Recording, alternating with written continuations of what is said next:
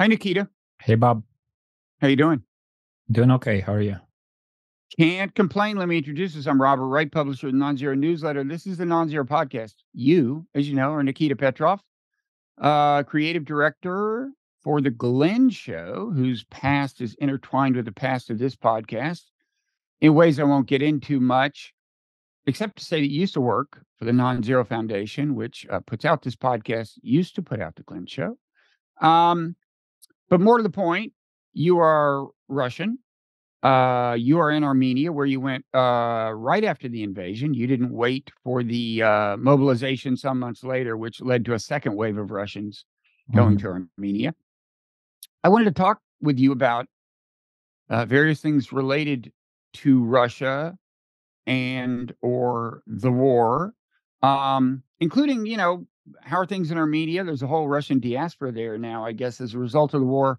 How are you being received and so on?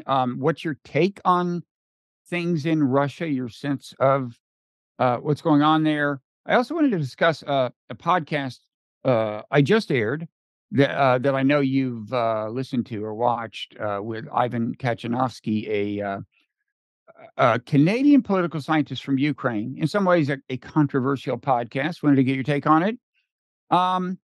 And also, I mean, maybe we could talk a little about the tensions that Armenia is involved in with Azerbaijan. Not inconceivable that that could lead to war.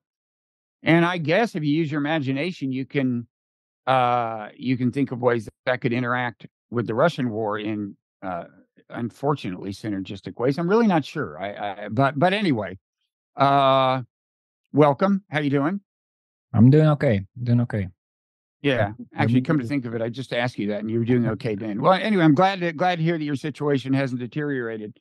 So, how are you being well received in Armenia? I mean, sometimes there's that doesn't happen. There isn't a welcome reception when a country receives a big influx of people from another country. Yeah, I hear there's some of that in Georgia, though I haven't been there myself, and reports vary. But Armenia has been extremely welcoming. Armenians seem to like Russians for whatever reason. I guess there are a lot of ties to the country, economic, and people travel, go back and forth, and there are a lot of Armenians. Armenia was part of the Soviet Union, right? Sure. Though not every country that used to be a part of the Soviet Union has a good relationship with Russia. Yeah, I'm told that some don't now. But yeah, Armenians have been extremely nice. In the early months, I would have a conversation with somebody in Russia, with my mother or somebody, and they would worry, how people treat me there. And my answer was much better than Russians used to treat me back in Russia. Well, maybe that has to do with where you fit into the Russian social ecosystem, though, right? You were no. I'm talking about day to day. Talking to a lady at the grocery store, passerby. Here, I walk the dog. Every time there are at least a few people who will stop and pet the dog and ask me how I'm doing and so forth. I think it's partly just like differences between nations. Like Armenians seem to be nicer people. Like on the, maybe this is superficial. Like when I lived in America, at some point the hi, how are you? I'm fine. Everybody's great, and everybody's asking how are you.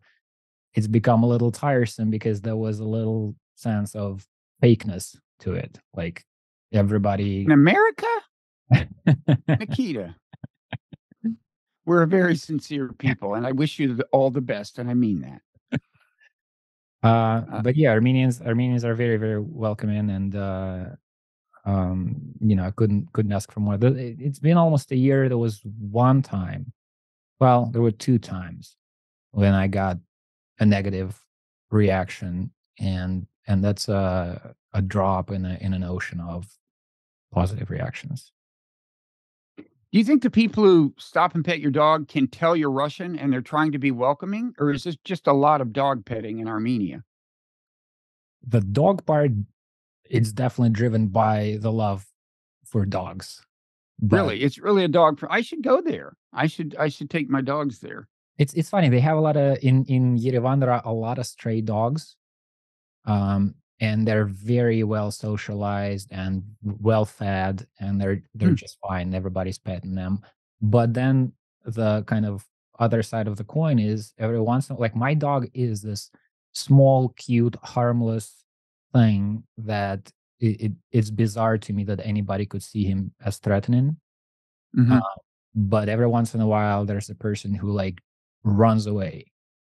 And my guess is these strays haven't always been well fed because Armenia has gone through some very, very dark times in the 90s. And I think some people might have had bad experiences with like angry, hungry, violent strays. And Hmm. uh, internalize the fear.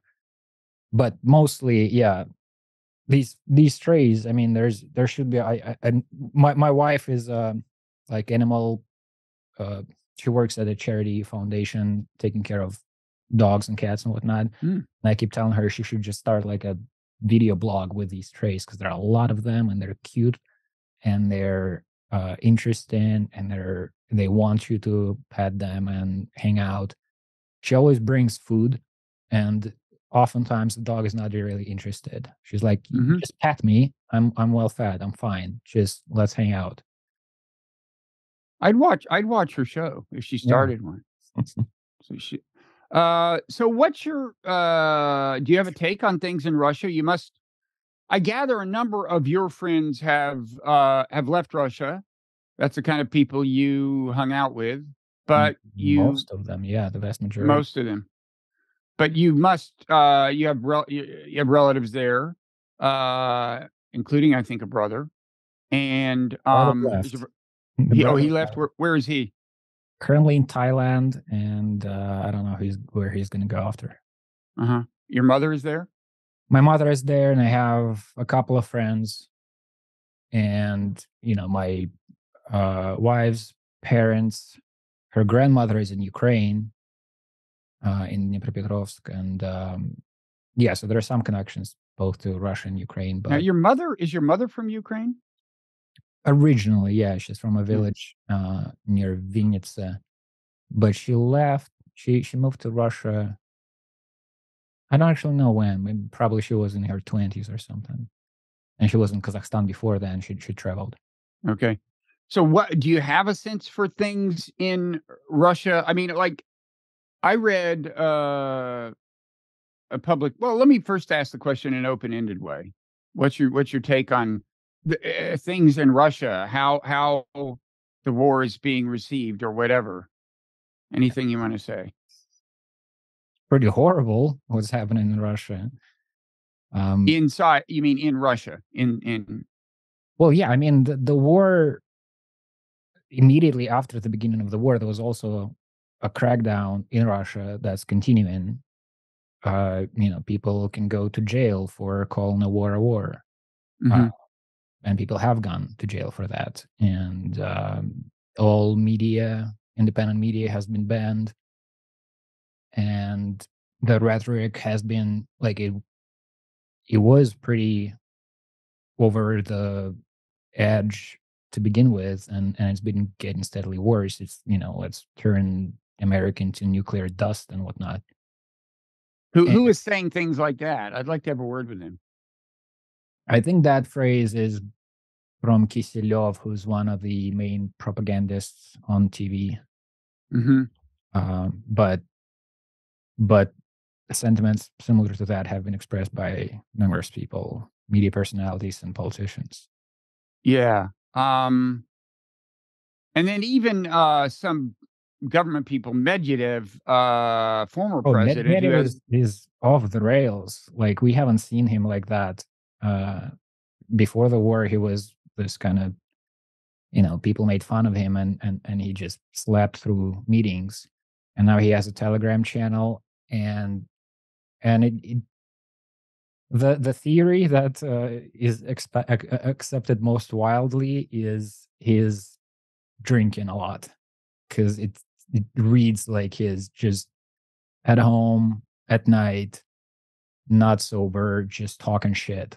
Like really, just the language he uses is is what a low-level thug on the street is. It's So weird. kind of the Rudy Giuliani of Russia.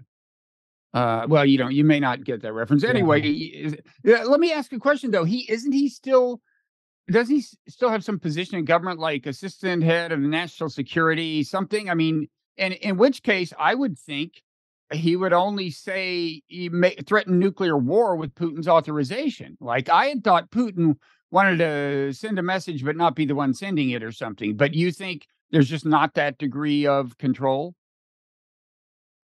I mean, I can only guess. And my guess is there is a game being played by people around Putin. You need to show loyalty and you need to show that you're all in. Uh-huh. I think Medvedev is trying to present himself as like completely loyal, and I'm gonna go to the extent that I need to go in this rhetoric. And I think he's overdoing it a little, or not.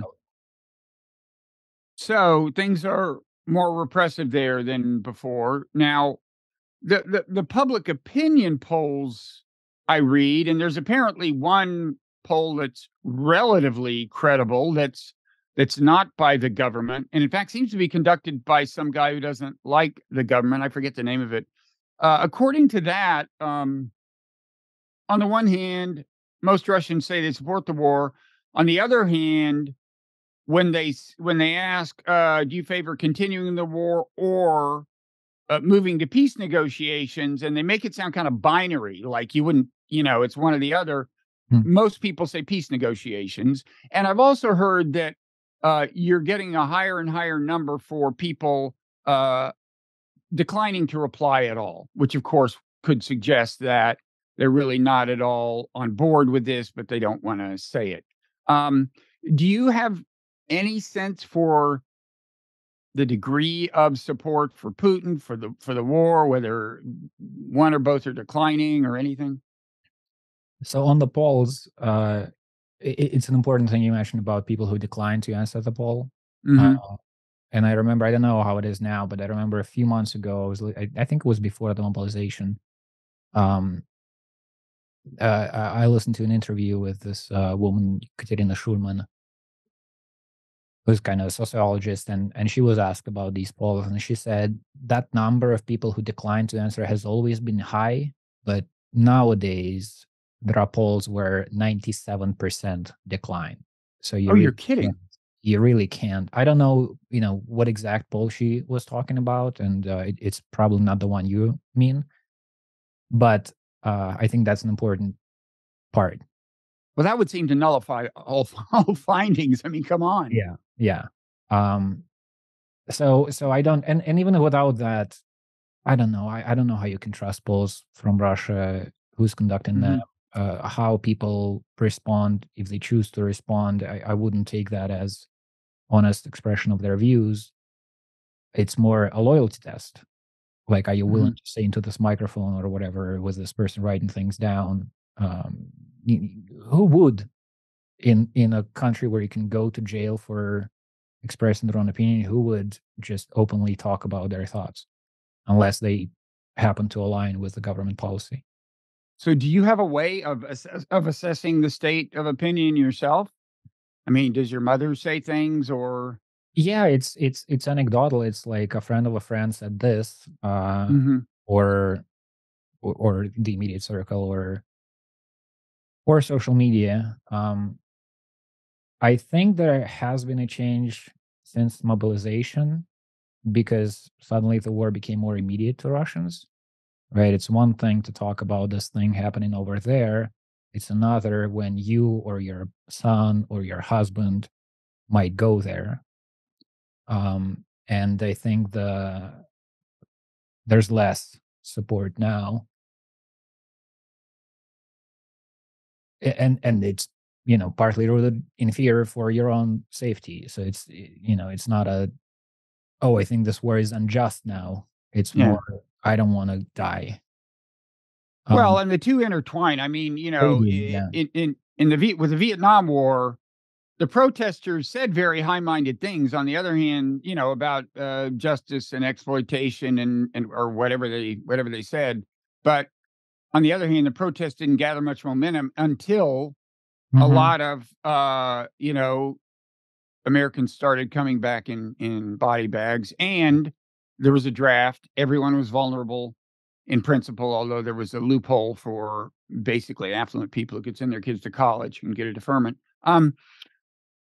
So anyway, so do you have a view on, I mean, the kind of speculation you get here in America is about, well, could the Putin regime ultimately fall? Is there, if the war heads south in a big way and becomes an obvious debacle and they wind up with not even having gained any territory and so on. Do you have any sense for that, for how fluid things are? I think they can be, but I mean, can Putin's regime fall? How would that happen? There might be a coup. Hmm. Um, and in that scenario, who would organize such a coup? And I'm not seeing people around him who would be able to, who have the uh, whatever it takes, courage, Hmm. decisiveness, or whatever. I mean, there might be these people. I just don't know. There's been a rise. We've talked. I think last time we talked. We mentioned this guy Prigozhin, who's the owner of the Wagner group, the mercenary group. Hmm. He used to be like it was recently. He had a court case before the war um, against the head of the Echo of Moscow radio station, which has been banned since the beginning of the war. And the Hmm. court case was the guy alleged that this Prigozhin person is the head of the Wagner group. And at the time, he's like, this is libel, and I'm going to take it to court. And he won. And now he's very openly the head of the Wagner Chevaka group. And he's becoming like a political figure. He makes pronouncements, he Hmm. criticizes people, he seems to want more power. He's kind of he's criticizing the actual Ministry of Defense from the position of like my people are fighting there and doing better job than you fuckers. And Hmm. uh, and that's also like what he's doing is illegal. Like the reason he originally filed that court case, there's a there's a whatever it's called article of the criminal code for exactly the thing he's doing. Hmm. And now he's like open about it, like I'm doing this thing and it's good. And he has the um he goes to prisons and enlists people there to fight in this war. And there's a video of guess they got this guy who was in he ended up in uh what do you call it, he was captured by the Ukrainian By forces. Ukraine, and Yeah. then returned. The Ukrainians returned him in a swap. I think, kind of knowing they were sending him to his death, probably, right? Because he was an avowed deserter. I mean, he as I understand it, this is the guy that they then killed with a sledgehammer and videotaped it or something. I mean, this is like ISIS level stuff. Yeah. And Prigozhin was that was he okayed that, or if not, thought it up, right? That whole. Yeah, and he later presented there's this guy Milonov who's one of the more um I don't know what word to use. He's in the Doom, I think, and he's like the anti-gay guy, and he's sort of a caricature of a person. And he got a present from Prigozhin. He got a sledgehammer like the one that they smashed this guy's skull with. Wait, that was a threat or an honor? What meaning? Given that he posed with a sledgehammer smiling, I take it was not a threat. Hmm. But like it's now in the open. It's this thing that they're proud of. This is interesting because I think my sense is, and this surprises some people, but my sense is that in the past, Putin actually had taken pains to always be on the right side of the letter of the law. In other words, there was an emphasis, like even this whole business of defining this as a special military operation and not a war, that had implications for what he could and couldn't do. And I think traditionally, you know, some people are like, well, wait a second, isn't he just like this dictator who can do whatever he wants? And like, well, maybe in some sense, but for whatever reason, my sense is that traditionally, and you know, Putin has like a law degree, I think, but traditionally, they've gone through the motions of complying with the law, and if he wants to become ruler for life, he has to change the constitution and the laws and so on. It sounds to me like that is starting to break down. I mean, just the very fact that they're now saying openly, the Wagner Group is, yeah, it's this mercenary thing, and that's okay, even though you're saying that itself is illegal. Not to mention this business of okay, we do videos of sledgehammering people to death, and you know, and then it becomes kind of a joke. I mean, it would surprise some people to say, to hear that you could even say the rule of law in Russia is breaking down, because they wouldn't think that the rule of law could have been a thing in the first place. But my sense is that there's a sense in which it was. I think it's not so much the rule of law as the rhetoric regarding the rule of law. So, right, they used to go through more rituals, and Putin's rhetoric used to be more, you know, he would like to be perceived as legal mind, and you know, everything needs to be up to snuff. There's this montage a year or a couple of years ago. They made Medusa is one of those other independent media outlets that was banned, and they made this collage of montage of Putin saying the phrase something like "has to be within the bounds of the law," and it's just his favorite phrase. He would use it in every possible scenario, and it doesn't really mean anything. It is like, well, you know, there was this protest in Moscow when people were beaten and detained, even though the Constitution allows for free expression of and gathering of people. And he's like, well, yes, the Constitution does allow that, but it needs to stay within the bounds of the law. And there's no explanation as to what exactly was out of bounds. But when he decided he wanted to rule for like forever or whatever, didn't he actually make some change, get some change moved through Parliament? He went through those motions, right? Sure. Didn't he do? Sure. And now he's got an election nominally coming up, if he doesn't somehow find a way to cancel it, in, I think, 2 years, right? Now, is your sense that before, yeah. Is your sense that the election, I mean, granted, he pulls all this stuff to influence the outcome, including, you know, a lot of control of the media and so on.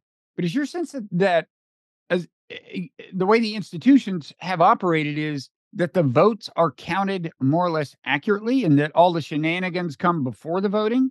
Or do you think he could just control the outcome regardless? The shenanigans happen all throughout the process. Okay. So you try to tweak the results at every step, so that by the time you're counting, you don't need to tweak them the results too much. But if you have to, then you will. They might throw that away by the time election runs on, and throw what away? Not throw the tweaking earlier away. parts. Maybe just say the numbers. Who's going to question them? Who's going to say it's incorrect? If somebody does, we'll put them into jail. I think he has more of a control over the entire process now. Like if we're talking about 2012, there were a lot of observers, like these people who are. I was one of them. You go to the polling station to prevent shenanigans. I think those are not going to be there this time around. The actual procedure is carried out in schools, so it's teachers and you know, the head of school who are there with the books, who are, you know, taking the signature and giving out the ballot and count the results. Those are all government workers, and they're under pressure. Now in schools there are these lessons, I think they're called conversations about the most important something like that. And that's political propaganda. That's why, a lesson on why this war is a good one. Mm-hmm. And so by the time 2024 rolls in, these people would have been a part of this propaganda machine for longer than they used to be, and in more ways, and some people will be filtered out. So I don't think getting the numbers right is going to be a problem for him. That said, elections are always a pressure point, and you could imagine like a mass protest movement, if not for the fact that all the possible leaders of such movement are Have in left the jail country. or dead or left the country. Or isn't it also true that a lot of the kinds of people who would have supported the demonstrations have now left the country because of the war? I And mean, that too. you Yeah. participated in demonstrations a while ago, Yeah. pro Navalny protests or something. I forget, but Pro Navalny, pro democracy, against, for pro free elections. There are a lot of different issues, but that aligned. and I would think in the first wave of exodus, right after the invasion, in particular, you lost a lot of the kinds of people who might support, be part of demonstrations. My sense is your sense is that there was a difference between kind of the composition first wave and the second wave. My sense was that the second wave would be more likely. My guess was that the second wave would be more likely to include people who really weren't that politically motivated per se, weren't anti-war per se, just didn't want to be sent to the front, right? But does that make sense to you? That's one part of it. Yeah, I think there are differences. That's one part. So there's a like larger portion of people in the second wave who would stay if not for personal risks. Mm-hmm. But then the other thing is, um, different people have different thresholds for how prepared they need to be to pick up their stuff and leave. Like for me, it was like my job is with Americans.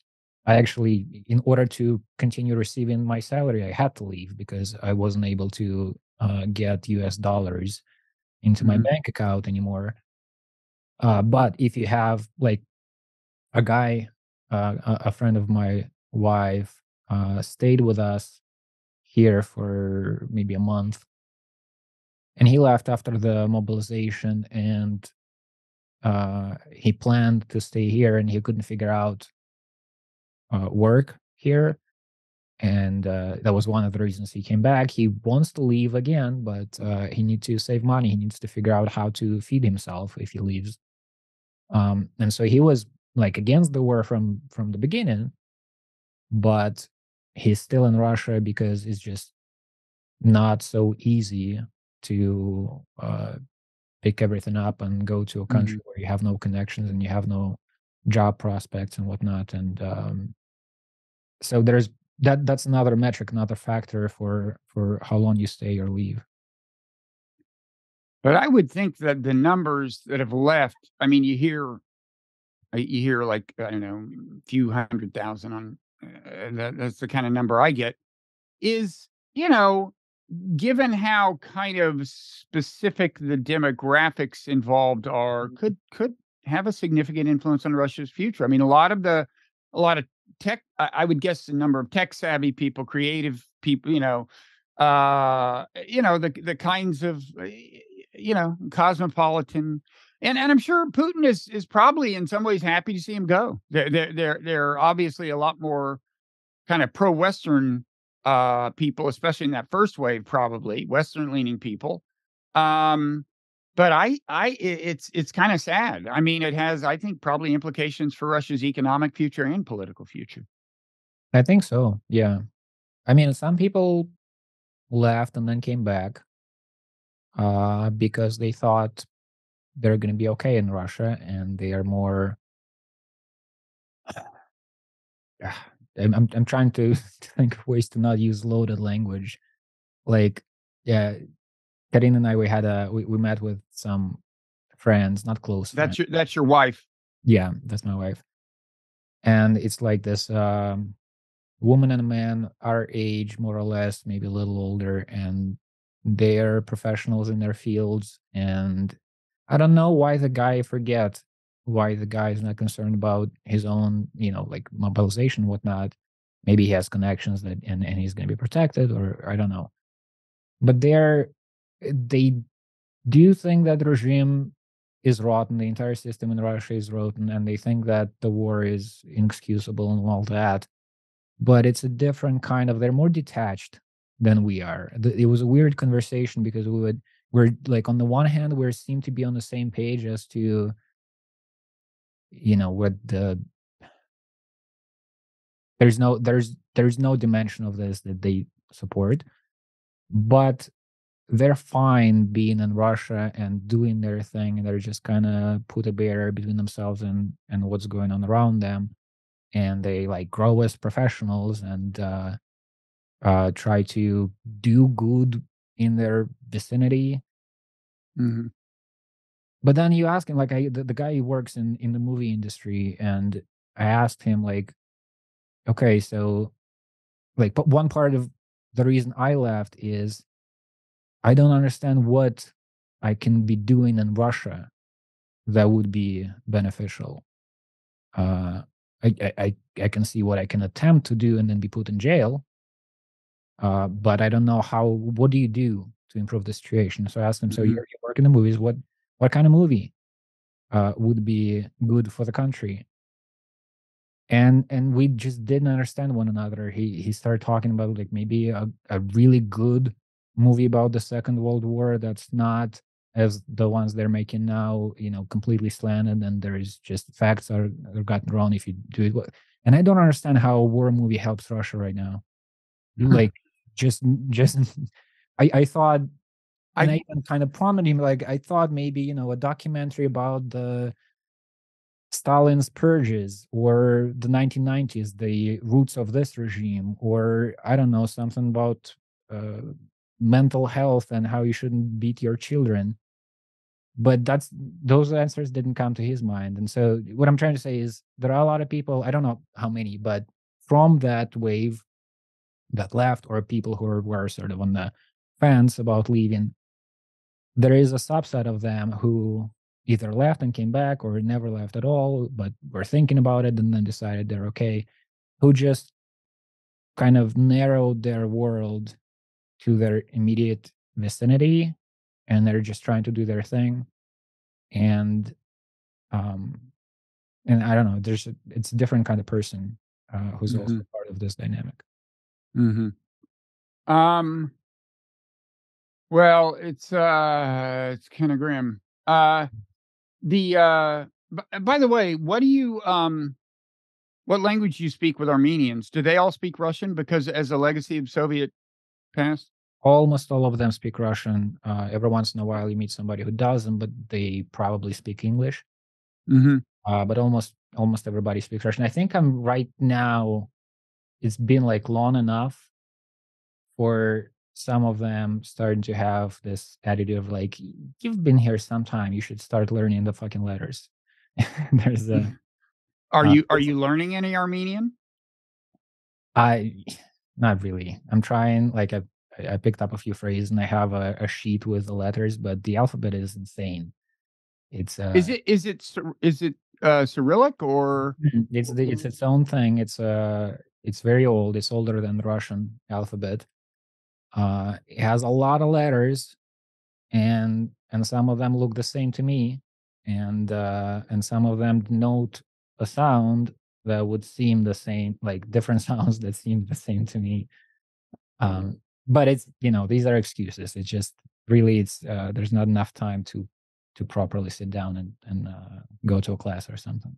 I'm trying to think I wrote about this stuff a long time ago. I went to the Soviet Union in the early '90s and did a cover story for The Atlantic on comparative linguistics, historical linguistics, because there was this school of thought in the Soviet Union called Nostratics, Mm, a school of linguistics.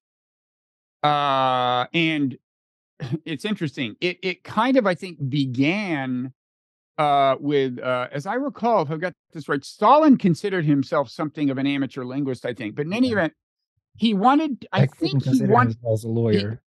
he considered himself a lot of things, a geneticist, but I think he wanted to bring all of the Soviet languages, give them a sense of kind of a familial sense, and wanted to argue that they were all part of the same language family, that they all had some kind of common origin.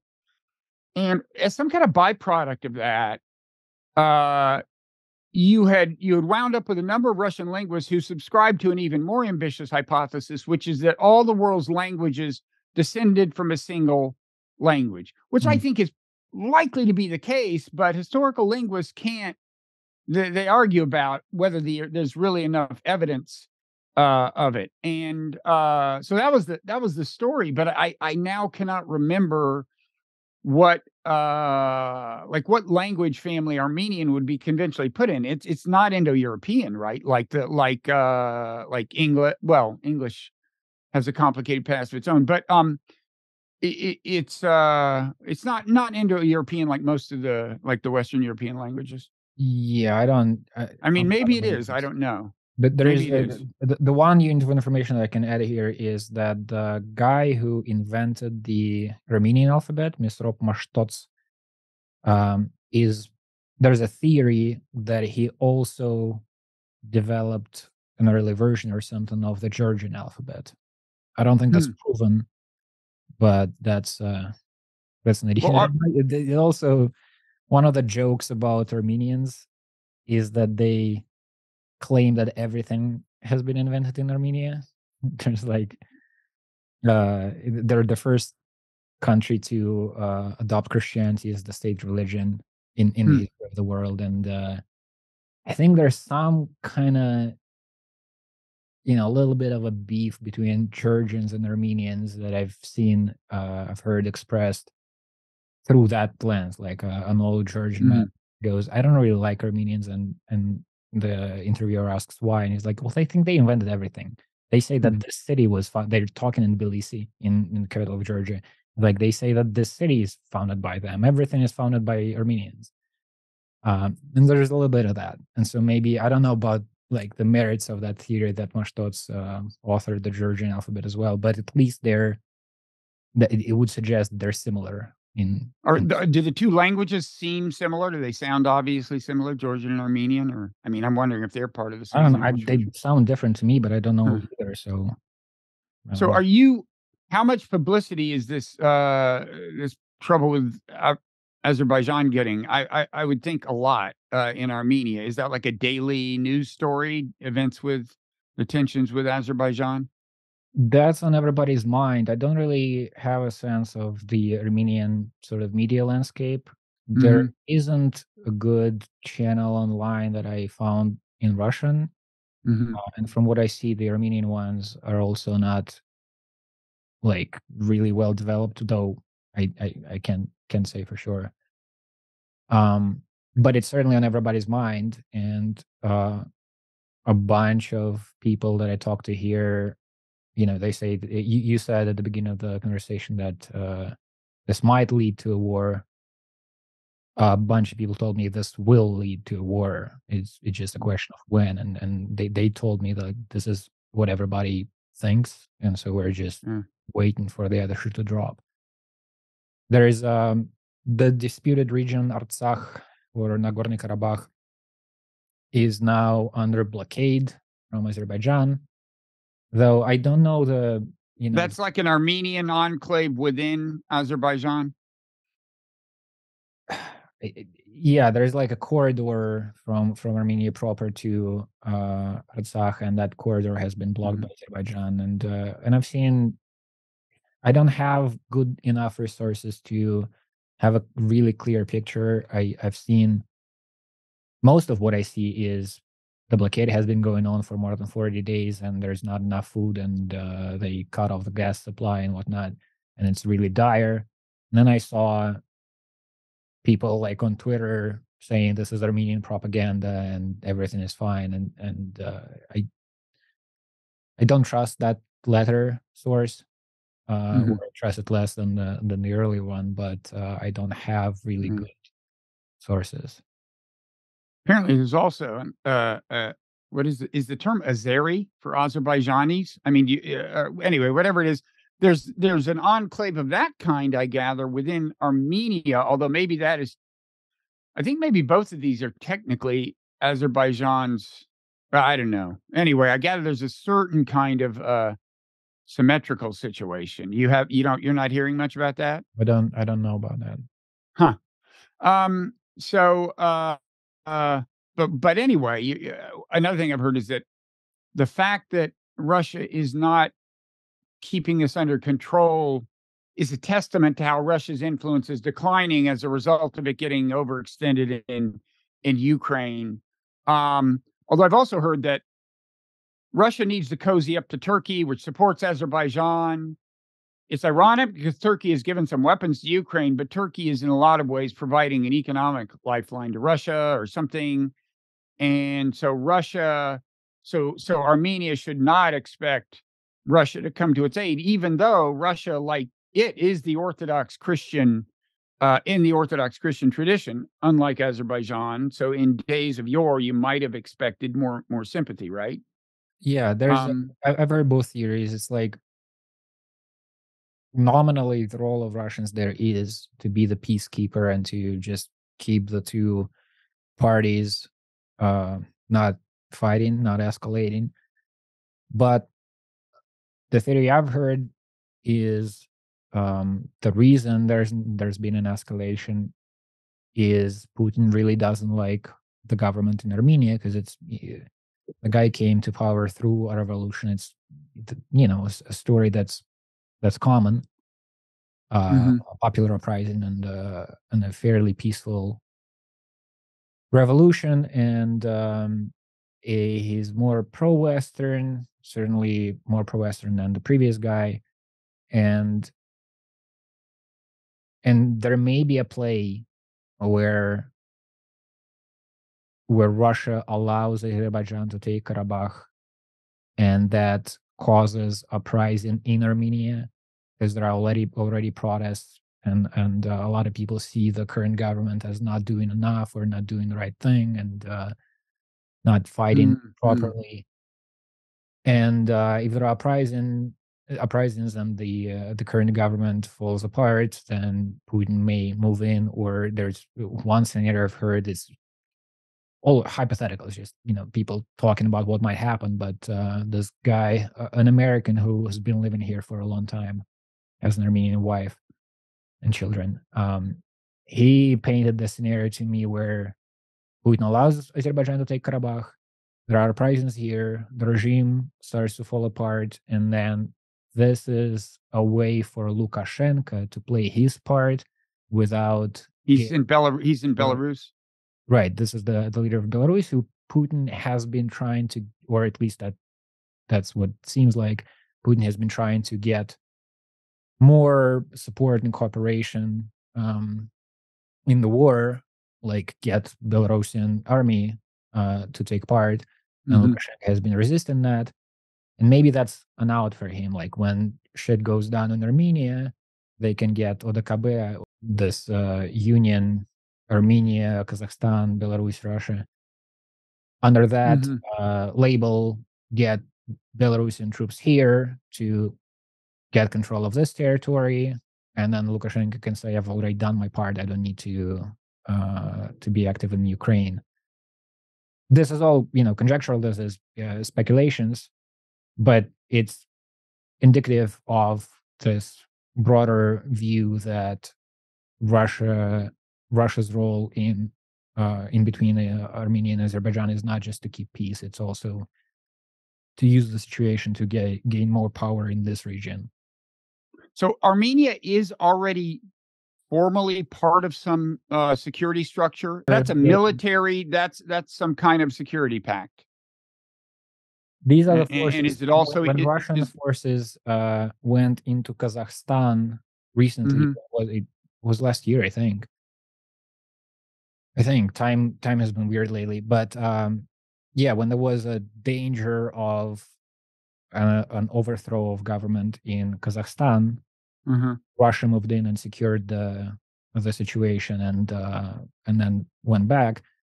And that was, on paper, that was not Russia. That was this security alliance, um, acting on behalf of the current regime in Kazakhstan. Well, this makes it kind of really weird that Russia wouldn't, be on Armenia's side in the Azerbaijan thing, because Azerbaijan's not part of the security structure, right? Right. And a lot of Armenians are saying we should leave that I would think, yeah. I mean, what's it for? Yeah. I mean, uh, wow. I was trying to think, I was listening to a podcast about this, and I was for the first time thinking, wait a second, is this the way the Ukrainian war gets bigger and more out of control, like through this outlet? And it wasn't that, because traditionally I've been like everybody else thinking, wait a second, it's like NATO gets involved, it becomes or nukes get involved, kind of the obvious forms of escalation and expansion. And I started wondering about this, as a, like, it's like when you read like a history of any of these great wars and how they start, it's Mhm. not infrequently some weird thing that wasn't on the radar screen that takes it to the next level. And but on the other hand, I couldn't think of an obvious scenario, but on the other hand, I can't rule it out. I don't know. I had Uh, the thought when Pelosi flew to Taiwan, and I read that news. It was like 4 a.m. or something. I couldn't fall asleep, and my mind was in this kind of twilight zone of half asleep, half awake. And I mhm. saw the tweets or whatever about Pelosi flying to Taiwan, and China was doing these military exercises as a response to that. And I thought maybe the Ukrainian war is not about Ukraine at all. Maybe it's the first, domino in a world war that just has many different fronts. Yeah, but you do think that Russia's point of view, Ukraine is began as being about Ukraine, or do you think that actually Putin has some grand design? Because I don't think he's in a position to execute a grand design at this point. I mean, Yeah, if it yeah, if it was part of a grand design, something went wrong. Because I don't think he wants NATO to get involved in this if he's smart. yeah. I Um, don't, I don't know. Certainly, it's changed. His plan, whatever it was, wasn't what's going on now. I no, think. that's safe to Yeah. say. Um, and what his vision for the future, I don't know. I intuitively, sort of like emotionally, I do have this sense of, like, when COVID started, I think a lot of people felt, and Putin one of them, felt that this is a pivotal moment in history, and whatever you plan to do with history, you might as well start doing it now. There's like Hmm. rules are falling apart. The different approaches that you used to adhere to are now set aside. I mean, I don't know. It's not very. I don't have like a coherent rational explanation of that view, but it's like, there used to be this thing about protests in Russia, and whether people are allowed to gather or not, and people would argue and whatnot. And then COVID happened, and you can just say no, just no gatherings, except for the ones that we Mhm. decide to like. A lot of things, like the order that used to be there, morphed and changed, and part of it fell apart, and borders closed. Mhm. There was a moment when, early in the pandemic, when the Russian borders were not closed yet, but European countries were closing them. And we were driving down St. Petersburg, and I think we were going like to a grocery store to stockpile food because maybe there's not going to be food and whatnot. And I had this weird feeling. I told my wife, or then girlfriend, I said, "Isn't it weird that a few months ago, one of the fears or concerns that we had is that Russia will go full Soviet mode and impose an Iron Curtain?" And that was something that was one of the worst developments that we could envision in the future. And now, as good liberals, we're supposed to criticize the government for not closing the border soon enough because there's this disease going on. And it's just weird that you're supposed, like, you were rooting for one thing, and then you're supposed to be rooting for the exact opposite just because it's in a different framework, different context, different narrative. Yeah. It's I mean, there's a version of this in America, of course. People maybe on the far right and maybe on the right and the left, who think that, I mean, the extreme version is the pandemic version, right? Where this is all a hoax designed to get, to expand state power. The more moderate, relatively moderate version of it is that the state is really actively exploiting the situation but you get this here too. I wanted to ask you about this conversation I had with Ivan Kachanovsky. I haven't talked to you about it at all. I know you had a chance to take a look at it. So he's this Ukrainian guy, and I should say we're taping this the day after it went public. So I haven't fully assimilated the blowback that I think I'm likely to get for it. There are a lot of dimensions of it, but he's a guy who grew up in Ukraine, has a thick Ukrainian accent to show for it, came to America, studied under actually a very eminent American political scientist named Seymour Martin Lipset. I don't know if that was his advisor, but they collaborated on published work. And so, now he's at the University of Ottawa. And he definitely provides a distinctive perspective that's different from what you're getting in mainstream media. The most controversial thing he says is that during the Maidan Revolution, most of the protesters were shot by snipers from these far right groups that were, allied with the protesters for purposes of causing trouble for protesting the government's policies. And maybe, and certainly in the case of the far right groups wanting to overthrow the government, and probably that was a lot of the more liberal protesters were fine with that as well. But anyway, he's saying that the more extreme elements of the coalition, the anti-government coalition, actually were part of a false flag operation. And I don't casually bring on somebody who has a theory that's going to get a lot of blowback. And if you want, I can talk about how I thought about, doing that, the propriety of doing that. But I'm mainly curious about your take as a Russian who knows something about Ukraine. He has a number of interesting things to say. The rest of them less controversial than that, but some of them certainly not mainstream. What was your reaction? It was difficult to listen to. I don't know if he's right or wrong. I think I agree with you. You said in that conversation that you may be right, you may be wrong, but it certainly seems like there should be something that a number of Western publications really try to properly investigate and write their definitive take on it. And we're not seeing that. I mean, we've seen a little of there is a New York Times video assessment that he talked about and was dismissive of, but yeah, my sense of the Western media's coverage of the whole war is that, we think of ourselves as being on one side, and you get the kind of coverage you get when that's the case. It's not unusual. This is the way information processing works during wars. But I certainly wouldn't expect his thesis to get a lot of vigorous investigation from Western media. Now, you're saying that particular part of the conversation was difficult.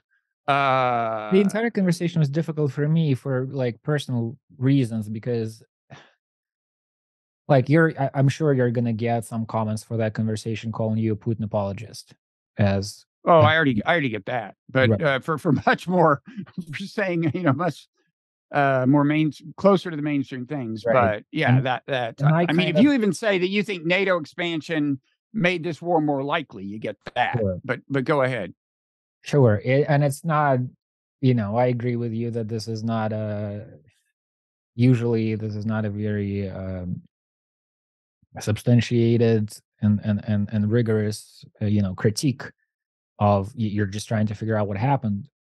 But listening to that conversation, I felt like a Putin apologist. Like I was criticizing kind of myself. There was a voice inside my head being kind of annoyed with me even trying to learn these details and think So what about you mean? You felt? Wait, now I'm confused. You it's sounds like like there's a complicated network of voices in your head. Sure. Which one is the Putin apologist?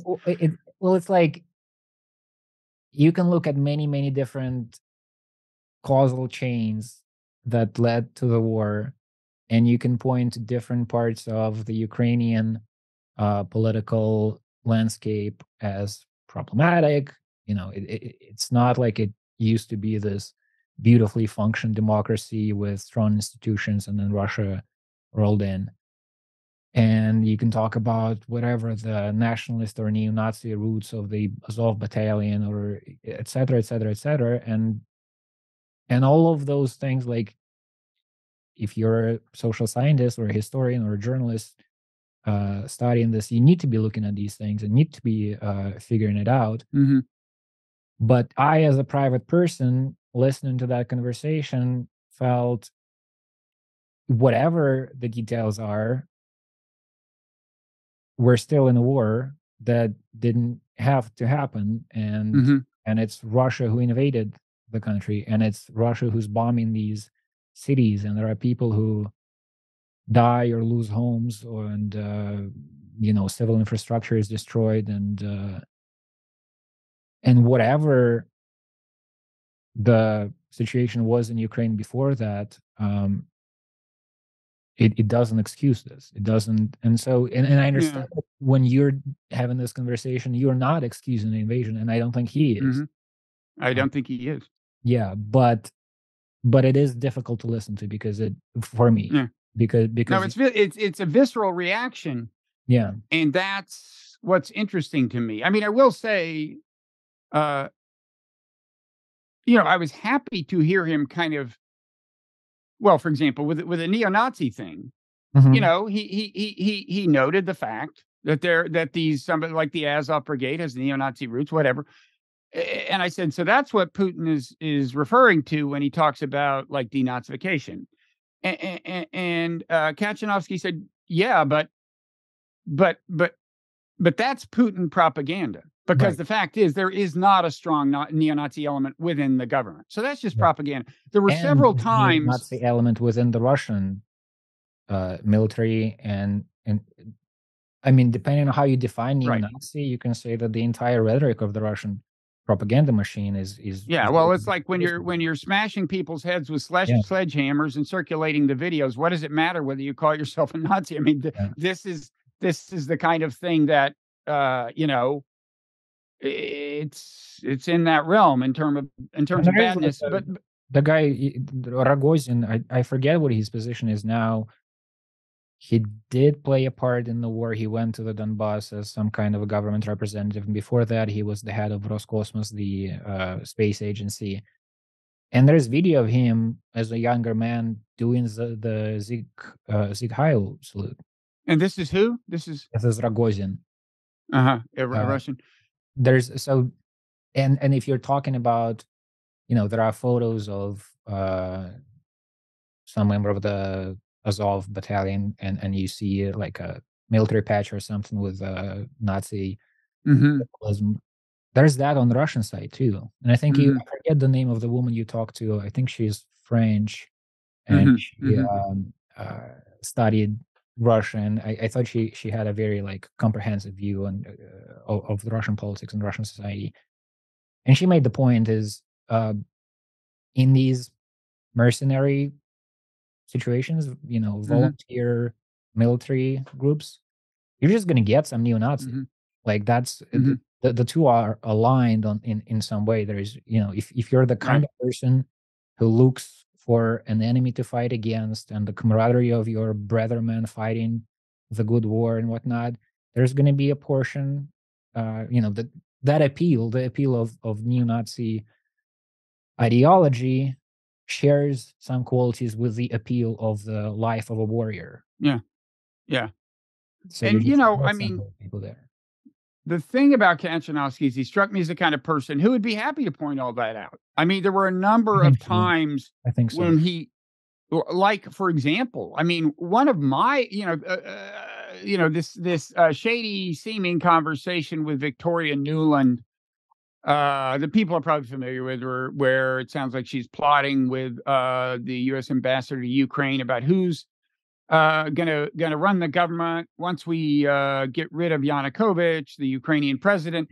And he emphasized that actually that's not the context of that conversation. The context of that conversation is that there was at that point going to be a deal where Yanukovych accepted a new leader of parliament. He remained president, and they were talking about who the leader of parliament should be. Now, I personally am still uncomfortable with my government more or less selecting the person. Okay. I don't like that degree of American involvement. Still, that's an important distinction. And it hadn't been entirely clear to me until pretty recently. I mean, I started picking up on that before this conversation. But anyway, the point is, he strikes me as somebody who's interested in the truth, and I know exactly what you mean when you say, but it kind of rubs me the wrong way emotionally. And I think because of the way in human psychology, uh, assigning causal responsibility for things, talking about how American actions or Ukrainian actions or whatever might have made war more likely, tends to be intertwined in human psychology with assigning blame. Right. For that reason, it can be kind of painful to hear this stuff, but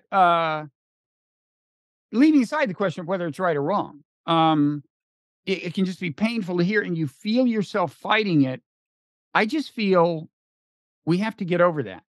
It's like a threshold our species has to cross if we're ever going to reach a time when there is no war, however painful Yeah. it is. I mean, separate from that, I think American foreign policy, the American foreign policy establishment needs to reckon with things in American foreign policy that have been ill-advised, and it's not doing that. And one reason it's not doing that is precisely because during wartime, the psychology sets in. It's almost painful to think about clearly. But for that reason, I think we have to think about it clearly. And I think one thing that involves is giving an opportunity to people like Kaczynowski, who seem to be people of good faith, to trot out even controversial theories that may be wrong. I haven't looked into the false flag theory enough to know who's right and who's wrong. I did do enough due diligence to be confident that there has not been a definitive analysis. And in Right. fact, one thing I did is go to I found a piece put out by the Atlantic Council, which is sometimes referred to as NATO's think tank, cynically. Maybe it doesn't deserve that, but certainly, it gets money from Western governments and so on. And they are, on the side of, kind of the conventional American foreign policy establishment side. And there was a piece there kind of complaining that that the Ukrainian government still hasn't done a definitive investigation that gets to the bottom of this. And and I looked around, and all I think is that there is enough uncertainty about what happened that day, still, so far as I can tell, that people with conflicting theories should be allowed to have their day in court. And the fact that it's uncomfortable now during a war is, to my mind, all the more reason you have to give these people a stage, Right. a pedestal. I think I would have been less uncomfortable if I was not Russian. Hmm. Because a part of this uncomfortableness comes from, you're right, so maybe something, that you can critique the American approach. Maybe America contributed to this. You can critique the approach of the Ukrainian government, and maybe they contributed to this. But surely Russia is the force that made the biggest contribution, right? And so for me to focus, to look into, to spend time looking into these other areas, feels like one reason a Russian might do that is because they don't want to look at their own country's fault in this. Mm-hmm. And I think if I was American or Ukrainian, I think it would be I would feel better about trying to look into my own backyard and trying to figure out, what feels like, closer to my responsibility. Though the question of responsibility of an individual, of a private person, is also a complicated one. Like, I don't know what I should have done differently. Like, I wasn't at those meetings. I wasn't at any table. Yeah. What was I supposed to do for this to not happen? Or what am I supposed to do now? This is a more important question, and I don't have an answer to that either. And so I think there's another part of it. Like, I sometimes feel this when you start looking at stuff, and you end up in some conversation where you're trying to analyze different parts of it, and it starts to feel like is this your pastime now? Like, this is not consequential. You're not after this conversation, you're not going to go and do something about it because you don't know what to do. Mm-hmm. And so even having these conversations sometimes you feel icky because there are people dying and you're not doing anything about that, and instead you're talking about it. Yeah. It's just a human thing. I'm not saying this is wrong. We all would benefit, from understanding the situation better in a more comprehensive way, but there is this shitty feeling Yeah. when you feel powerless, and so instead of exerting some kind of influence, you're just talking about stuff. Yeah. No, I know what you mean. And we're all. I mean, I think of having people like him on the show as being a way of trying to do something about the generic problem uh, of war more than about this Right. particular war at this point. But, kind of just insisting that at some point we quit getting sucked into the psychology that makes people so uncomfortable uh, with even hearing alternative views on things like this. And I should say, there was after first this was made available to paid subscribers to the Non-Zero newsletter before it went public, which was yesterday. And one of our commenters, a paid subscriber to the newsletter, said he was there. Kachanovsky is wrong. He was there on the Maidan, judging by his anyway. I won't get into. I mean, by his email address, he could be Estonian. He may be a journalist. So it's sounded like somebody should be taken very seriously. Obviously, this kind of filled me, like fear. Like, did I miss something obvious? Is this theory so crazy that it shouldn't even get a public hearing? Right. But when I looked at what he said, I sent what he said to Kachanovsky. He replied.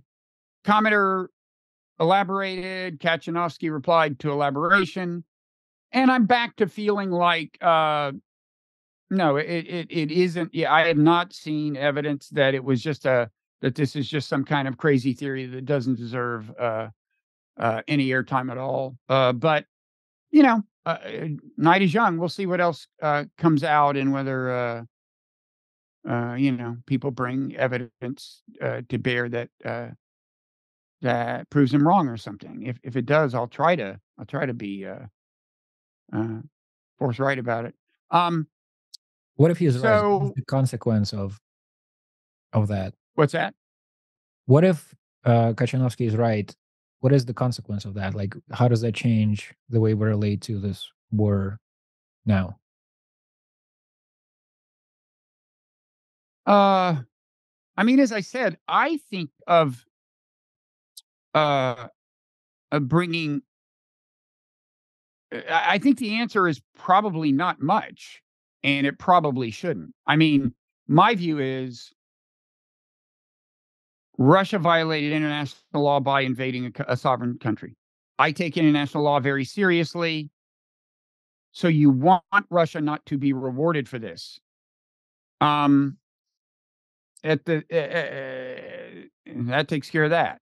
At the same time, um, I think it's important to look at things in American foreign policy that made this whole mess more likely than I think it had to be, even though we are not the ones who violated international law. And then again, more generically, I just think we have to try to, there needs to be a kind of evolution of human psychology in a certain sense. Mm-hmm. That this is something I probably shouldn't even talk about without thinking it through more clearly. But the sense in which I just think we need to uh, resist the kind of football game mentality even during war, if that makes sense. Right. I don't know. I mean, I think as long as we succumb to that, and as long as every time there's a war, anyone who tries to complicate the narrative is deemed an apologist for the other side and expelled from polite discourse. I think as long as that dynamic is in play, we will not get to a world without wars. And we really have to do that, not just because wars are bad, but because more and more there are these global problems that we need to solve together. And I think they go well beyond climate change. And have to do with various kinds of weapons of mass destruction and other things. And so that's my view. But I agree that, like, at this point, this thing is just in motion, this Mm-hmm. war, Mm-hmm. and it would be bad if Putin wound up with positive reinforcement. Mm-hmm. Like, at the same time, I don't think it's realistic to expel Russia entirely from all land they've taken, including Crimea and so on. So it's a very complicated situation, but I don't know. Um, Anything else you want to say about anything? Um, well, a stray thought on the nationalist involvement in Ukraine. I don't know if that's pertinent, but comes up in my mind every once in a while. Like, I remember when before the war, when Maidan happened, and people were talking about the nationalist involvement as like a bad sign in the situation in Ukraine. My thought at You the mean the kind of far right nationalists in yeah, well, Ukraine? just Yeah. the fact that there were these, the right sector and all that. Hmm. Hmm. And I sometimes thought, well, maybe this is the reason they managed to accomplish what they accomplished, because the nationalists, they tend to be more organized and more militant and more willing to take risk and whatnot. And I remember in the history of the Russian protest movement, there was this time, end of 2011 to, you can draw the line in different places, but say until 2013 with the annexation of Crimea, maybe a little earlier than that it ended. But there was a time where there was this anti-Putin pro-democracy movement that included everybody from all sides of the political spectrum. Hmm. And I was at these protests, and I don't like nationalists. I don't like, certainly not, neo-Nazi types, but they had a function because these liberals, they don't know how to secure the perimeter and put people on different Mhm. different positions to watch which direction the riot police is Mhm. going to come from, and organize people in a kind of tactical sense on the street. In Russia, I went I went to America after some of these protests in Russia that was part of, and then I attended, kind of as an observer, one of the BLM rallies, and I was thinking, God damn, these people know how to chant. Russians at these protests is just, I want to chant. I want to get on the same page and express our Mhm. opinion boldly and whatnot. It just doesn't work because in America it's like, I don't know. There ain't no power but the power of the people, and the power of the people don't stop. And then the other guy goes, "Say what?" And the crowd, Yeah, yeah. there is a rhythm to it, and it picks up the spirit of the protesters. And in Russia, it's like "Svobodu palit заключенным," and nobody chants it. And if you Yeah. do, you feel weird. Nationalists, on the other hand, a lot of them are football fans. A lot of them know how to chant shit. Um, Yeah. so anyway, so at the time in Russia, I felt that their participation Yeah. had a function. Mhm. And apart from that, I mean, if what you're after is a system of how governments change, and there's going to be an election, and then whoever wins that election is going to be the president, not the guy you like, but whoever Right. gets the most votes. Well, there is a nationalist attitude within the Russian society. These people should also be represented. And I think they wouldn't, just like in Ukraine, the were these far right groups that were a part of the Maidan, they were not numerous. They didn't get like their party to yeah, I think the biggest numbers they got were single digits. They Mhm. didn't have mass support, but they should get whatever representation that they Well, yeah, but that's different from saying that their use of violence sure. Sure. is legit. And there's no doubt that there was some degree of use of violence by the far Sure. right in that. I mean, the other thing I would say is like, yeah, it might not have worked without the nationalists, but it's far from clear to me that the overthrow of Yanukovych in Ukraine was a good thing in retrospect. I mean, it was an overthrow. He fled Right. for fear of his life. He was Right. democratically elected. It was a non-democratic transition. It's funny. I saw the Wall Street Journal in a reported piece, not an opinion piece, refer to it as a democratic revolution. And I was wondering, like, what? How do we know? I mean, maybe there were polls afterwards that showed that most Ukrainian people supported it, and that's what they mean. I guess that's kind of legit. But in any event, the consequences of the Yanukovych overthrow are seem to me to, in retrospect, not have been entirely benign. But I take your point. I mean, first of all, any mass movement is a coalition almost of different entities, and for better or worse, nationalist spirit is sometimes critical. I mean, Navalny is more of a nationalist than some people realize, although not a neo-Nazi nationalist, but a little bit more of a nationalist than some people realize. So anyway, that's it's all complicated. I don't know if there's anything else you want to say about that. We should say about you that you put out the Psychopolitica newsletter Mhm. and on Substack, and people can subscribe to that. And Uh, we donated $3,200 last year to buy humanitarian aid for Ukraine from the really, subscriptions at Psychopolitica. that's great. And this is not like the Steve Bannon build the wall operation. In other words, the money donated actually went to where you say it went to. Well, I donated it to a fund that I heard is legit, but Okay. As long as you didn't buy a yacht with it or whatever no. Bannon did with that money.